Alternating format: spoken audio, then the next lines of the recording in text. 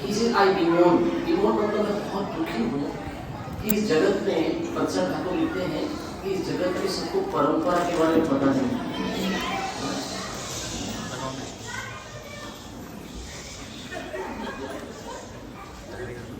तो बत्सर का भक्ति सिद्धांत ठाकुर से लिखते हैं कि मुझे बहुत खेद है, बहुत दुख है कि इस जगत में लोग कहते हैं हम धर्म पालन करेंगे, हम भक्ति करेंगे, लेकिन किसी को परंपरा का ज्ञान ही नहीं है। इसलिए वो कहते हैं मैंने माया में चैतन्य मठ में जहाँ पर विशेषकर चैतन्य महाप्रभु का जन्म स्थान है, उन्होंने वहाँ 4 संप्रदाय आचार्यों के मंदिर बनाए, है ना। और उसके बाद ब्रह्म मध्व गौड़ीय संप्रदाय के लिए उन्होंने पूरा एक वैष्णव गीत लिखा। हाँ, परंपरा जानो भालो मोते, ऐसा लिखते हैं, परंपरा को जानो, इस परंपरा में आना क्यों इतना महत्वपूर्ण है। रूप गोस्वामी अपने श्लोक में लिखते हैं, संप्रदाय विहीनस्ते मंत्रस्ते निष्फल मत। अगर संप्रदाय में नहीं आओगे तो आपके मंत्र का जो फल प्राप्ति होना था, किसी भी मंत्र को जप करने से उसका एक फल है। जैसे भागवतम के श्लोकों के साथ कुछ तो फल है, भगवत गीता के भी मंत्र हैं, उनको भी जप करने से। तो जब हम हरे कृष्ण महामंत्र का जप कर रहे हैं, इसका फल क्या है, मिलना चाहिए, मुक्ति नहीं है, इसका फल है हमको भगवान का प्रेम प्राप्त करना है। तो रूप गोस्वामी कहते हैं हरे कृष्ण महामंत्र तो सबको मिल जाएगा, पब्लिक है ना। जैसे एक मंत्र है जो बहुत हर किसी ने जप नहीं करना चाहिए उसका, उस मंत्र को बोलते हैं गायत्री मंत्र, लेकिन अनुराधा पौडवाल की आवाज़ में सब के सब है ना। अभी अनुराधा पौडवाल गाएगी, हमारा फायदा होने वाला है, या हम गाएंगे तो फायदा होगा, नहीं होगा। उस मंत्र को, विशेषकर गायत्री मंत्र को गुरु से स्वीकार करना होता है। कोई मंत्र जप कर, संस्कृत है, शब्द हैं, बोल सकते हैं, लेकिन उसका फल रूप गोस्वामी कहते हैं संप्रदाय विहीनस्ते। गुरु शिष्य के लेफ्ट ईयर और राइट ईयर, किसको पता है किस कान में मंत्र देते हैं गुरु? राइट ईयर और लेफ्ट ईयर। कोई लेफ्ट कान पकड़ रहा है, कोई राइट कान पकड़ रहा है। किस कान में देते हैं? The right ear, right. The entire body can get contaminated, but the guru gives mantra here, Gayatri mantra in the right ear, which never gets contaminated. तो गुरु जो मंत्र देंगे, तो उस मंत्र का फल प्राप्ति कब होता है? उसका मंत्र का फल जब संप्रदाय में आके, है ना। कोई कहेगा कि हम दुकान से जाके किताब खरीद ली, 4 साल इंजीनियरिंग या 5 साल मेडिकल, सारी किताबें एक साथ खरीद ली, घर पे बैठ के पढ़ भी ली, आप इंजीनियर नहीं बनने वाले, या आपको डॉक्टर नहीं बोला जाएगा। आपको किसी तो कॉलेज में, किसी तो यूनिवर्सिटी के अंडर में आने वाले कॉलेज में, किसी तो टीचर्स के अंडर में रह के आपको सीखना होगा, तब जाके आपको 4 साल के बाद डिग्री मिलेगी। तो भक्ति सिद्धांत ठाकुर कहते हैं वैसे ही हमारी भक्ति प्रामाणिक कब कहलाएगी? जब हम परंपरा में आएंगे। और विशेषकर ब्रह्म मध्व गौड़ीय संप्रदाय को समझाने के लिए उन्होंने पूरे संप्रदाय का क्या किया है, पूरा एक गीत लिखा है उसके ऊपर। तो मध्वाचार्य के बाद आप देखेंगे लक्ष्मीपति तीर्थ एक सन्यासी हुए।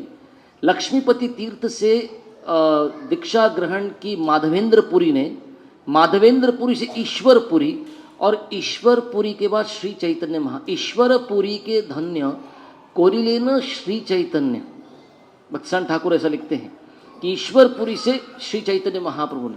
अब कोई कहेगा श्री चैतन्य महाप्रभु को क्या दीक्षा की जरूरत थी? फिर भी किया, उदाहरण प्रस्तुत करने के लिए कि सबको परंपरा में आना होगा, है ना। जैसे अगर मुझे मेरे घर में करंट चाहिए तो क्या करना होगा? मैं सीधा पावर हाउस से करंट ले सकता हूँ? यस बेटा, thank you for your answer. मैं सीधा पावर हाउस से करंट ले सकता हूँ? जाके ले सकते हैं, पर झटका जोर से लगेगा, है ना, जोर से झटका लगेगा। इसलिए पावर हाउस से ट्रांसफार्मर तक आना चाहिए, ट्रांसफार्मर से मेरे गली के डीपी तक आना चाहिए, या वहाँ से इलेक्ट्रिक केबल्स, वहाँ से मीटर, मीटर से मेरे घर। इस तरह परंपरा में जब करंट आता है तब पंखा और लाइट जलता है ना। वैसे ही जो दिव्य ज्ञान है, वो दिव्य ज्ञान परंपरा के द्वारा प्राप्त किया जाता है। तो जब मुझको माइक दिया अभी जयराम प्रभु ने, तो आप लोगों ने सुना नहीं होगा, बहुत धीरे से बोले, प्रभु जी आप बैठो और उड़ जाओ, इतना ही टाइम है, बोला ना। पर अभी वो जानबूझ के पीछे से मेरे तरफ ऐसा उठते क्यों नहीं? ये बैठ जाते तो उठते नहीं, है ना। ठीक है, हम लोग कहाँ कहाँ जाने वाले हैं अभी? एक मणिमंत पर्वत है, वहाँ जाएंगे, जहाँ पे मणिमंत जो गौरलापुर ने बताया, वहाँ पे जाएंगे। एक दुर्गा मंदिर है, बहुत बहुत ऐसा प्राचीन मंदिर है यहाँ का, इस गांव का। उसके बाद एक परशुराम मंदिर है, क्योंकि हम परशुराम क्षेत्र में इस समय घूम रहे हैं, तो मैं परशुराम जी का जो कथा है, जो दश अवतार में छठे हैं, उनके बारे में डिटेल, अगर आपके प्रसाद खाने के बाद आप में दम बचा पचाने का, कथा गौरांगी प्रियवादी पचाएंगे प्रभु जी। नहीं, प्रसाद की बात नहीं कर रहा हूं मैं, कथा की बात कर रहा हूं। प्रसाद अंदर जाएगा, कथा नहीं जाती, वो प्रॉब्लम वो है, कथा इतनी आसानी से जाती नहीं, है ना। तो अगर आपके पास दम बचा कथा पचाने का, तो परशुराम जी का कथा करेंगे हम लोग, क्योंकि ये पूरा परशुराम क्षेत्र लिटरली गुजरात से लेके केरला तक है। 1000 किलोमीटर लेंथ, 100 किलोमीटर विड्थ, है ना। कल मैं बच्चों को 2 बच्चों को मैंने होमवर्क दिया था, पता करो कौन से पहाड़ हैं यहाँ पर बम्बई के इस तरफ, वेस्टर्न घाट्स। तो वेस्टर्न घाट के उस तरफ जितनी ज़मीन है सब ये परशुराम ने निकाली है समुद्र से। क्यों निकाली, इधर क्यों आए, इधर से किधर गए और क्या क्या हुआ, परशुराम जी के बारे में कथा हम आप जब दर्शन, इतना याद रखो, ये छठे अवतार हैं, ये पूरा परशुराम क्षेत्र है, और बहुत ऐसा मिस्टिकल है कि इतना सब करने के बाद वो खुद यहाँ पे नहीं रुके ज़्यादा देर, कहीं और गए, उसके बारे में मैं बताता हूँ। लेकिन वो कथा हम कब कर पाएंगे? Give me gift.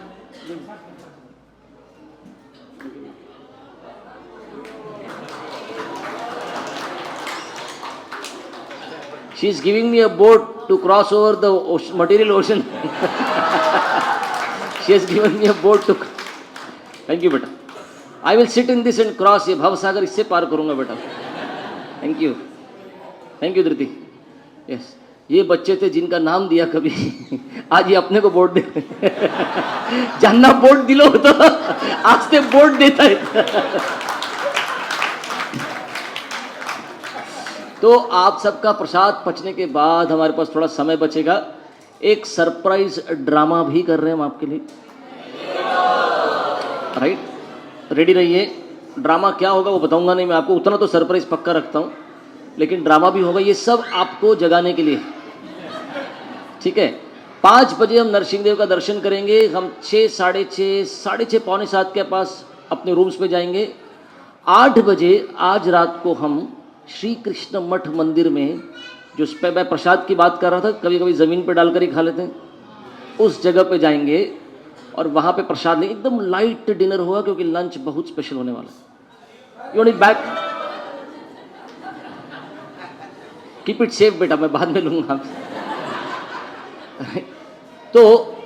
तो डिनर के लिए हम वहाँ जाने वाले हैं, लेकिन आप लोग रूम्स जाओगे पहले, आप फ्रेश हो जाइए, उसके बाद आपको एक लोकेशन डालेंगे, उस लोकेशन पे आपको पहुंचना है। बट ज़्यादा देर कर दी आपने तो वो जगह पब्लिक जगह है जहाँ पे हम बैठने वाले हैं। हम वैसे ही हमारा नंबर बड़ा होगा, लेकिन उस पब्लिक जगह में क्या होगा, लेट पहुँचोगे तो आपको दरवाजे बंद दिखेंगे। तो रात के डिनर के समय विशेषकर टाइम पे आइएगा, जो टाइम 8 बजे होगा, आपको उस लोकेशन पे पहुँचना है, ठीक है। But it's a very very nice experience to have prasadam there, right. So we all stand up now, and आप में से कितने लोगों ने अनंत पद्मनाभ का दर्शन किया? आप सब इधर उधर ज़्यादा घूम गए, इस मंदिर उस मंदिर। एक्चुअल मंदिर जहाँ मध्वाचार्य के पिताजी स्वयं जहाँ पे यहाँ पे वर्शिप, आप में से कितनों ने इमली का उस पेड़ का दर्शन किया?